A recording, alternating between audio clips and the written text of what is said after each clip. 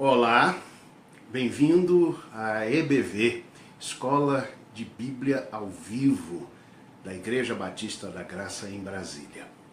Estamos fazendo estudos temáticos no livro de Apocalipse e hoje estudaremos a lição número 3, o estudo número 3, a última palavra sobre Cristo, baseado em Apocalipse capítulo 1, versículos 12 a 20. Lemos o texto. Voltei-me para ver quem falava comigo, e voltado, vi 7 candeeiros de ouro, 13, e no meio dos candeeiros, um semelhante a filho de homem, com vestes talares e cingido à altura do peito com uma cinta de ouro. Versículo 14, a sua cabeça e cabelos eram brancos como alva lã, como neve, os olhos como chama de fogo. Versículo 15, os pés semelhantes ao bronze polido, como que refinado numa fornalha, a voz como voz de muitas águas. Tinha na mão direita 7 estrelas, e da boca saía-lhe uma afiada espada de 2 gumes. O seu rosto brilhava como o sol na sua força. Quando o vi, caí a seus pés como morto. Porém ele pôs sobre mim a mão direita, dizendo, não temas, eu sou o primeiro e o último. Aquele que vive, estive morto, mas eis que estou vivo pelos séculos dos séculos, e tenho as chaves da morte e do inferno.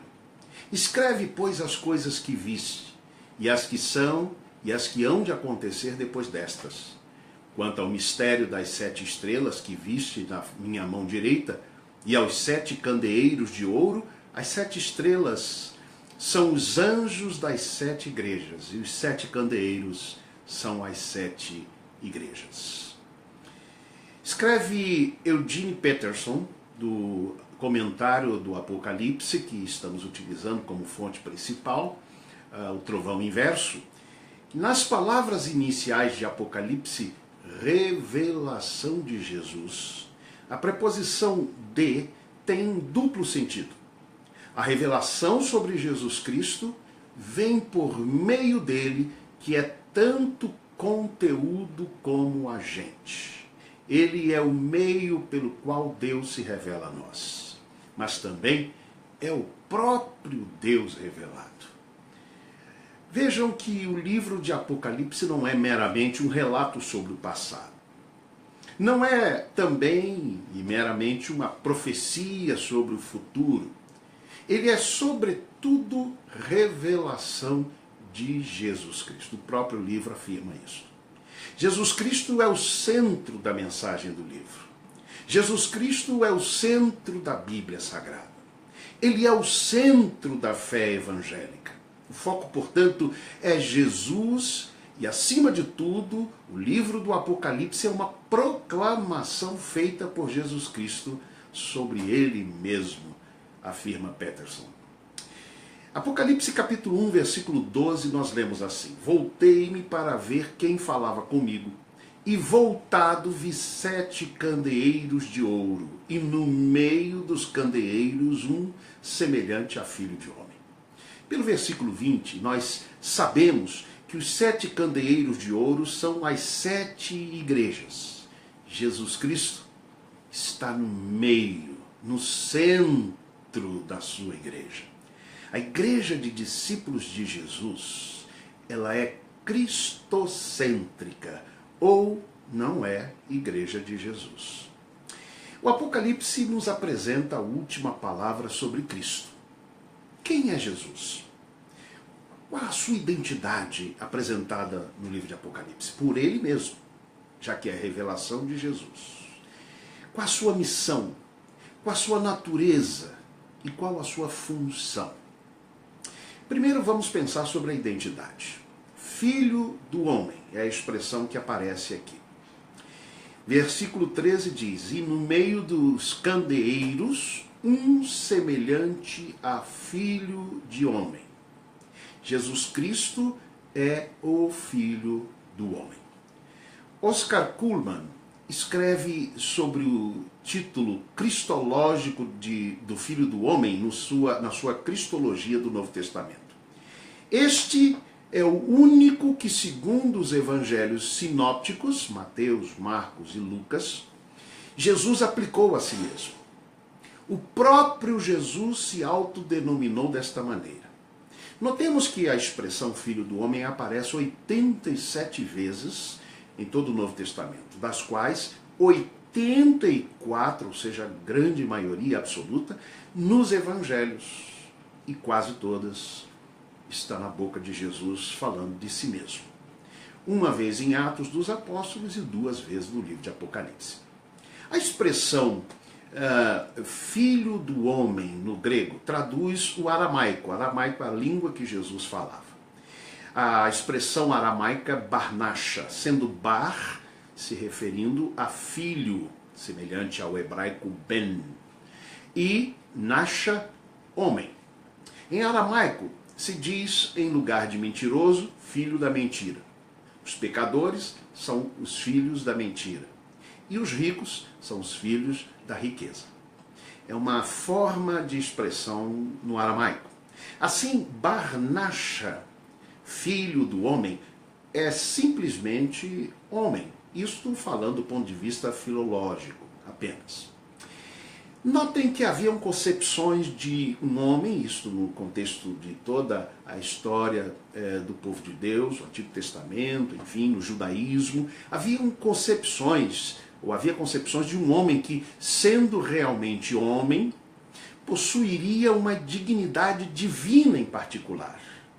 A ideia de um primeiro homem, protótipo divino da humanidade, isto é, modelo para a humanidade. O homem na medida em que representaria a imagem fiel de Deus.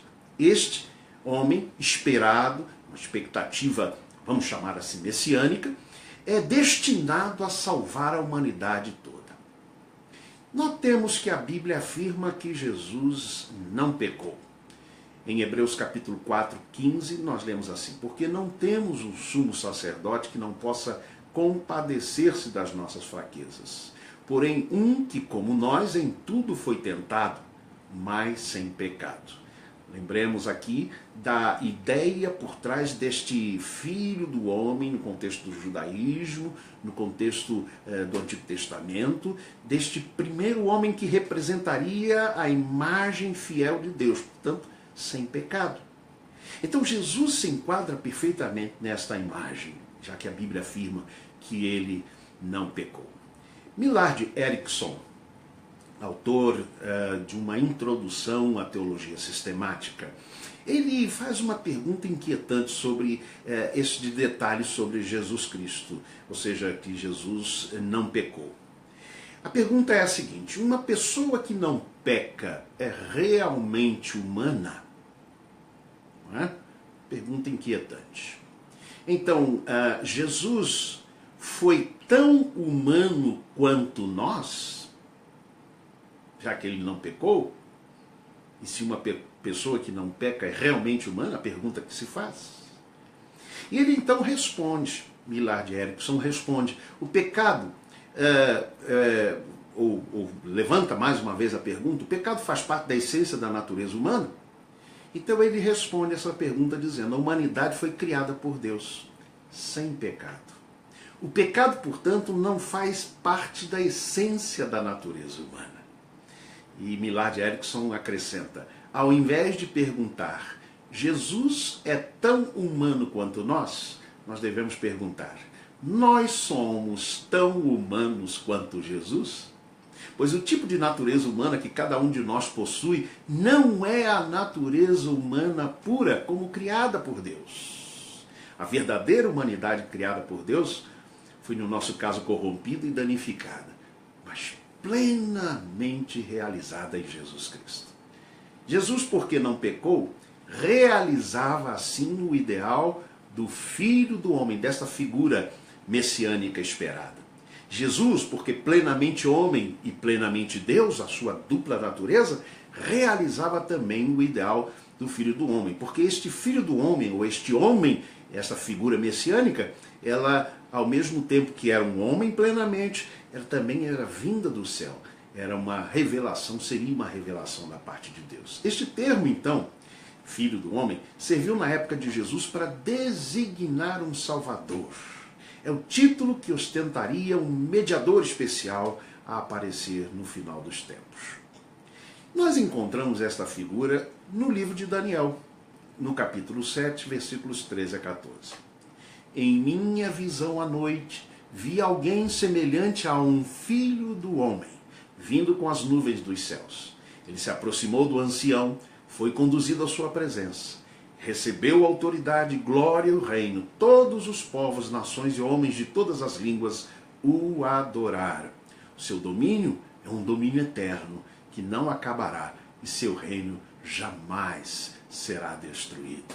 Portanto, o título Filho do Homem é revelado no livro de Daniel, no Antigo Testamento, nas expectativas messiânicas do Antigo Testamento e do judaísmo, foi plenamente realizado em Jesus Cristo.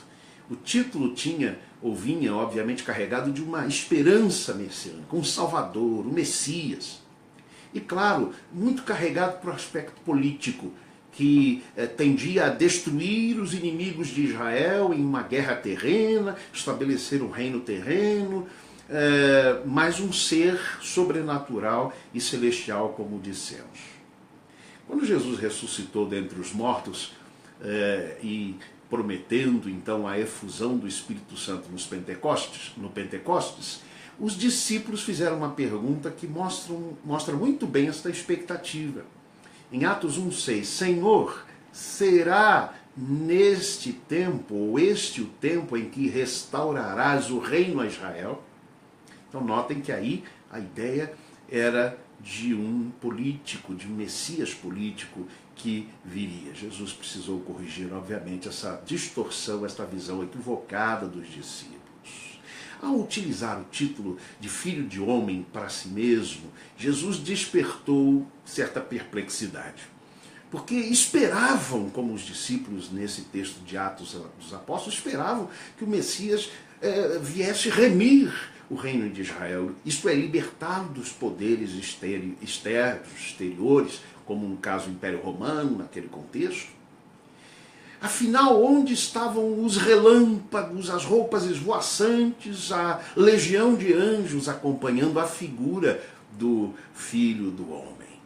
Ao recusar convocar legiões de anjos lá no Getsemane, Jesus deve ter reforçado ainda mais essa perplexidade. Notem, o Filho do Homem, aquela figura que viria restaurar o reino de Israel e que viria então destruir todos os inimigos do povo de Deus, ele morre pendurado numa cruz sangrando.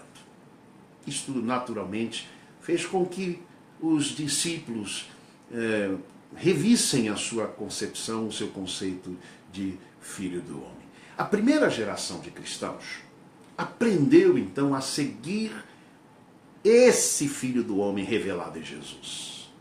Agora, a segunda e terceira gerações de discípulos, esses que eram os ouvintes de João, o escritor do Apocalipse, eles precisavam reacender a chama daquela figura do Filho do Homem, do libertador, que agora sofrendo terrivelmente debaixo do Império Romano. Então notem, para resumir, que o Filho do Homem aparece sob três formas. Primeiro, sob a forma de um ser celestial, que ainda oculto apareceria somente no fim dos tempos, sobre as nuvens, com o objetivo de julgar o mundo e de realizar o povo dos santos. A segunda forma, de um homem ideal, que se identifica com o primeiro homem desde o início dos tempos, o homem que permanece fiel à sua vocação divina, que consiste em ser a imagem perfeita de Deus. Essa forma, a forma idealista, paradigmática, um modelo para nós. E a terceira forma, um homem entre os homens, sofredor. Jesus disse assim, prestem atenção, o Filho do Homem não veio para ser servido, mas para servir e dar a sua vida em resgate de muitos. Esta visão, ou esta forma, foi talvez a mais enfática quando Jesus se assumiu e se identificou como Filho do Homem. ele estava assim dizendo àqueles que o ouviam: eu, filho do homem, sofredor com vocês, mas eu sou aquele que há de trazer a libertação e o livramento deste sofrimento. A palavra final sobre Cristo é a visão gloriosa do Filho do Homem. Essa é a sua identidade aqui apresentada em Apocalipse. Essa visão passou pelo fogo refinador da paixão de Jesus, do próprio sofrimento de Cristo e também da tribulação da igreja primitiva. Segundo aspecto é a missão. Temos nesse capítulo primeiro este aspecto. Notem que nos versículos 12 e 13 do capítulo 1, que já lemos, diz assim: voltei-me para ver quem falava comigo, e voltado vi 7 candeeiros de ouro, e no meio dos candeeiros um semelhante a filho de homem com vestes talares e cingido à altura do peito com uma cinta de ouro. Notem então que o Filho do Homem usa a túnica que é recomendada para Arão, o sacerdote, no seu papel de sacerdote. Êxodo capítulo 29, 5 fala sobre isso. O Filho do Homem, então, é um sacerdote. A Bíblia afirma isso sobre Jesus, porque não temos um sumo sacerdote que não possa compadecer-se das nossas fraquezas. Sumo sacerdote. A missão do sacerdote, em distinção à missão do profeta, é bem interessante, porque o sacerdote representa o homem, o ser humano, diante de Deus, enquanto que o profeta representa Deus diante dos homens. Ou seja, o profeta fala de Deus aos homens, o sacerdote fala dos homens a Deus. Aí está o aspecto, portanto, da missão do sacerdote como intercessor dos homens diante de Deus. Ele é uma ponte que liga o ser humano a Deus. Ele é um mediador. Então notem como a figura do Filho do Homem, sacerdote em Cristo, nos mostra isso. Ele é aquele que nos apresenta diante do Pai. Ele é aquele que agora sentado à direita do Pai, intercede por nós. Nós não estamos sós. 1 João vai falar que ele é o nosso advogado junto ao Pai.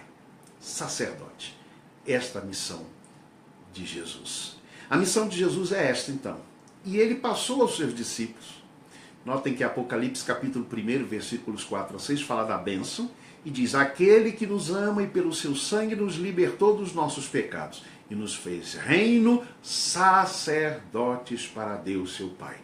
A ele seja glória e domínio pelos séculos dos séculos. Amém. O que nós podemos aprender dessa verdade é que aquilo que recebemos de Jesus como bênção, ou seja, a intercessão que ele faz junto ao Pai como nosso sacerdote, nós também devemos exercê-la nos nossos relacionamentos uns com os outros. Nós também devemos ser aqueles que apresentam as pessoas diante de Deus, pois somos chamados sacerdotes para Deus o Pai.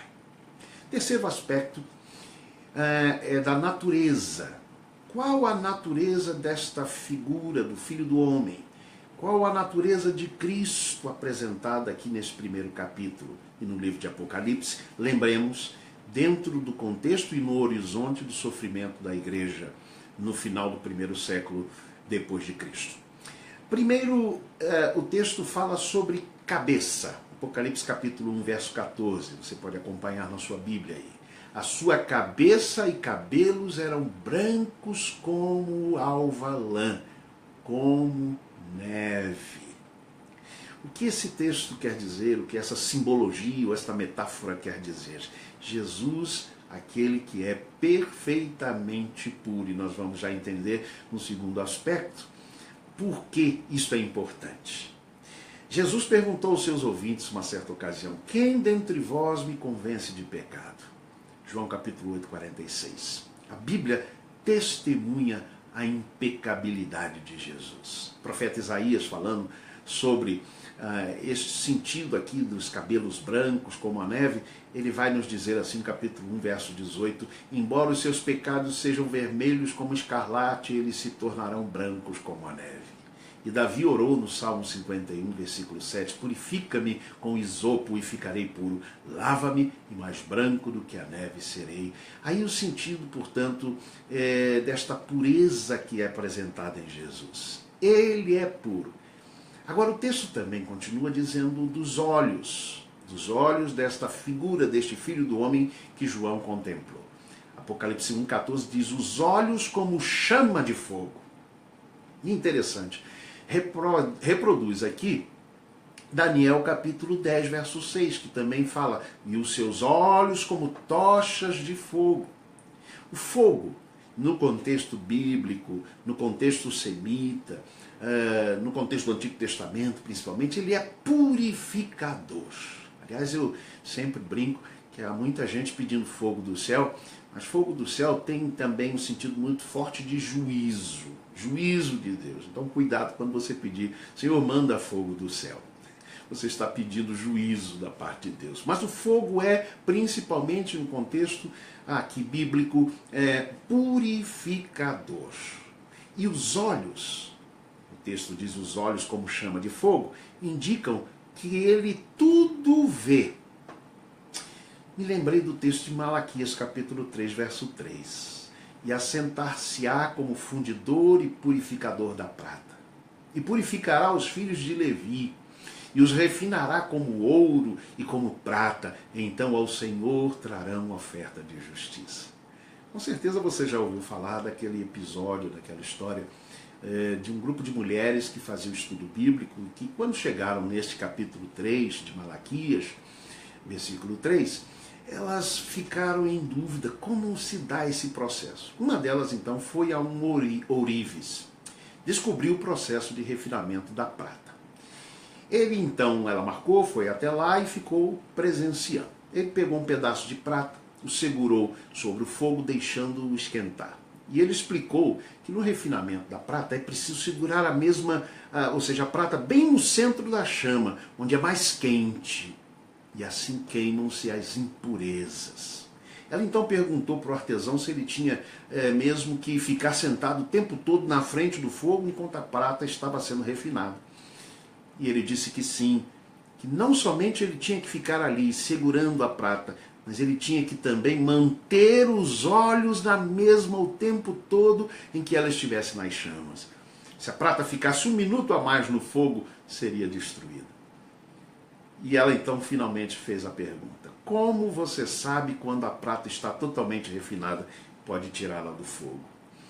E o homem respondeu: é quando eu vejo a minha imagem nela.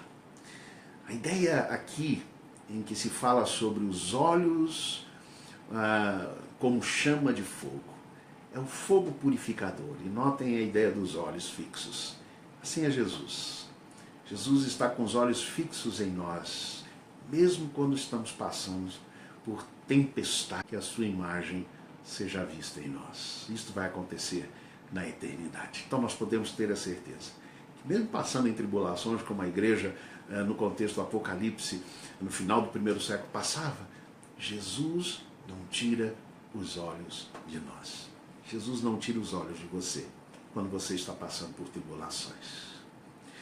Ora, depois vem os pés. Apocalipse capítulo 1, 15. Os pés semelhantes ao bronze polido, como que refinado numa fornalha. Voltamos novamente a Daniel, capítulo 2, versículo 31 a 45. Vamos ler apenas alguns versos. Verso 31 diz: Tu, ó rei, e aqui falando a Nabucodonosor, tu, ó rei, estavas vendo, e eis aqui uma grande estátua, essa estátua que era imensa, cujo esplendor era excelente, estava em pé diante de ti, a sua aparência era terrível. A cabeça daquela estátua era de ouro fino, o seu peito e os seus braços de prata, o seu ventre e as suas coxas de cobre, as pernas de ferro, os pés em parte de ferro e em parte de barro. Preste atenção nesse detalhe. Os pés em parte de ferro e em parte de barro. E então Daniel diz: estavas vendo isto quando uma pedra foi cortada, sem auxílio de mão, a qual feriu a estátua dos pés de ferro e de barro e os esmiuçou. Então foi juntamente esmiuçado o ferro, o barro, o bronze, a prata e o ouro, os quais se fizeram como pragana das eiras do estio. E o vento os levou, e não se achou lugar algum para eles. Preste atenção nesse detalhe. Pés de uma mistura de ferro e barro não fazem liga. É por isso que se fala sobre a destruição dos pés. É por isso que se fala que a pedra que caiu esmiuçou. E esta estátua, ela representa o próprio poderio, o próprio poder e o império de Nabucodonosor e os sucessores. Mostrando, portanto, que esses reinos humanos não têm liga. Eles não têm base. Agora, entretanto, Daniel, um pouco mais adiante, capítulo 10, ele vai falar de um homem vestido de linho, um ser que parecia um homem, que também tem essa constituição preciosa e magnífica, mas ele é sustentado por pernas de bronze polido. Daniel capítulo 10, verso 6. E os seus pés brilhavam como bronze polido. Este homem, diz o texto, fortaleceu a Daniel, capítulo 10, verso 18. E aquele que tinha aparência de um homem tocou-me outra vez e fortaleceu-me. Diferentemente dos reinos humanos, o reino e o governo de Cristo repousam sobre uma base sólida. Lembre-se disso quando você também estiver enfrentando lutas e dificuldades. A comparação entre o reino de Cristo e os reinos do mundo. Os reinos do mundo são representados por aquela estátua. Pés misturados de ferro e barro, que não fazem liga, que não sustentam.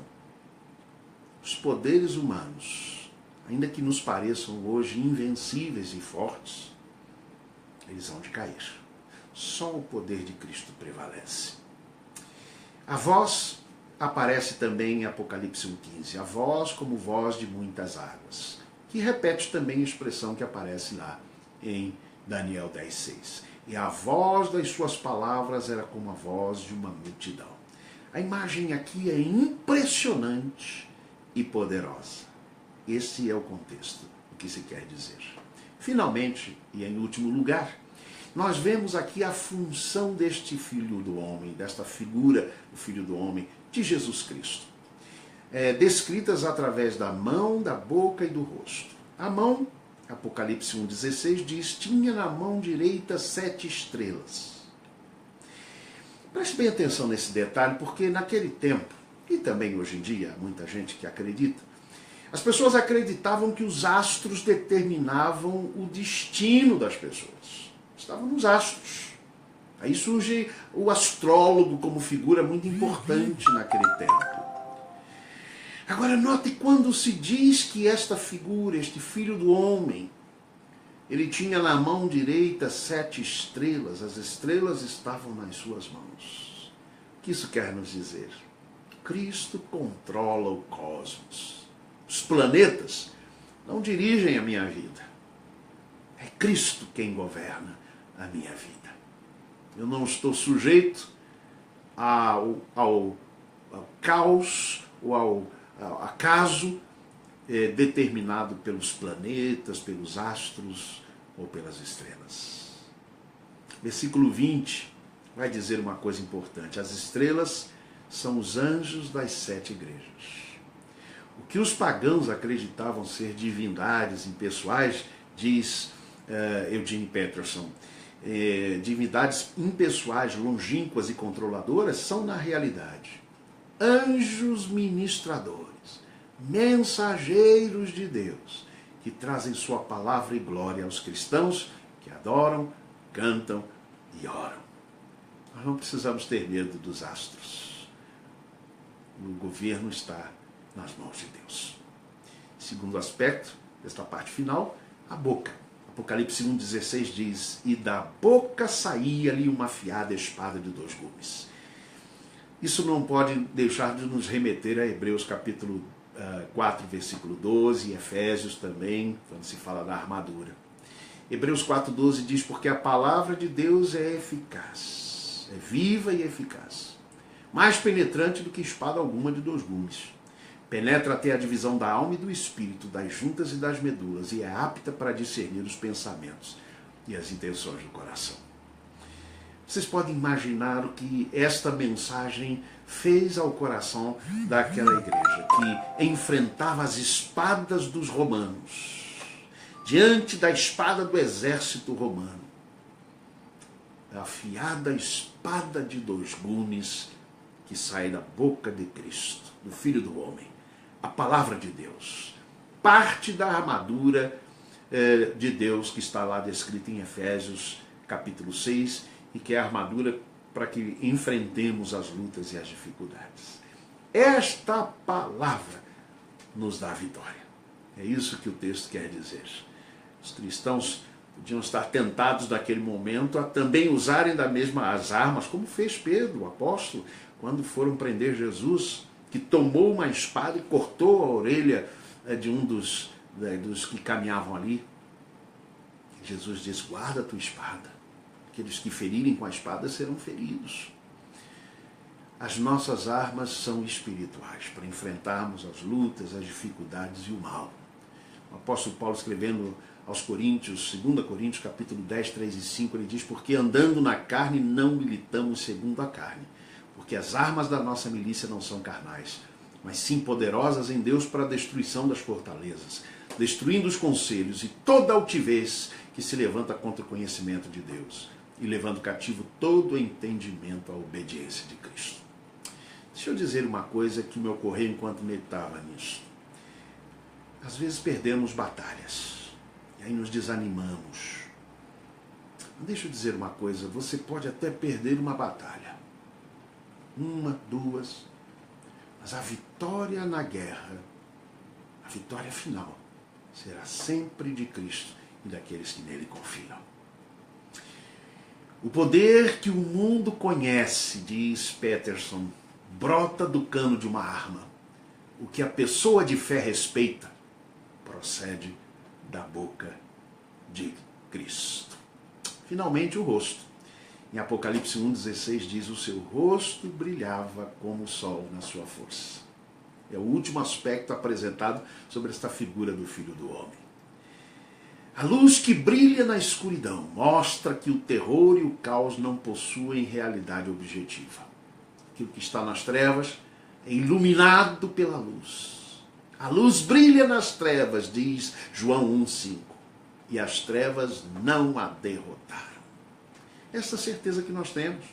Cristo dissipa as trevas em nós e ao nosso redor. Ele é a luz. Ele disse: eu sou a luz do mundo. E nós podemos ter essa certeza. Concluindo, versos 17 e 18 dizem assim: quando vi, isto é, quando João viu esta figura do Filho do Homem, quando ele viu Jesus, diz assim: caí aos seus pés como morto. Porém ele pôs sobre mim a mão direita, dizendo: não temas, eu sou o primeiro e o último, aquele que vive. Estive morto, mas eis que estou vivo pelos séculos dos séculos e tenho as chaves da morte e do inferno.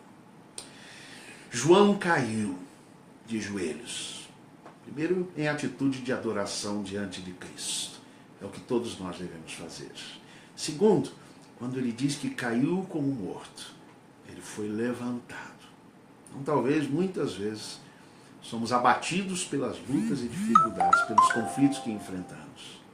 Mas se estamos com Jesus e em Jesus, podemos ter a certeza. Ele nos levanta, ele nos ergue. E o último aspecto está no verso 19. João recebe uma missão.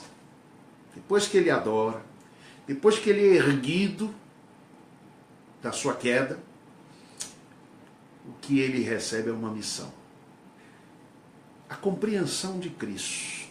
Quem é Jesus? Sua identidade, sua missão, sua natureza, sua função, nos insere na continuidade da sua missão. Jesus disse a João: escreve, pois, as coisas que viste, e as que são e as que hão de acontecer depois destas. Recebeu uma missão. Perguntas para reflexão e aprofundamento. Depois vou colocá-las escritas aqui na página do Facebook. Primeira pergunta: Jesus morreu na cruz para perdoar os nossos pecados e nos purificar dos nossos pecados. A pergunta é: como nos apropriamos do perdão dos nossos pecados feita por Jesus?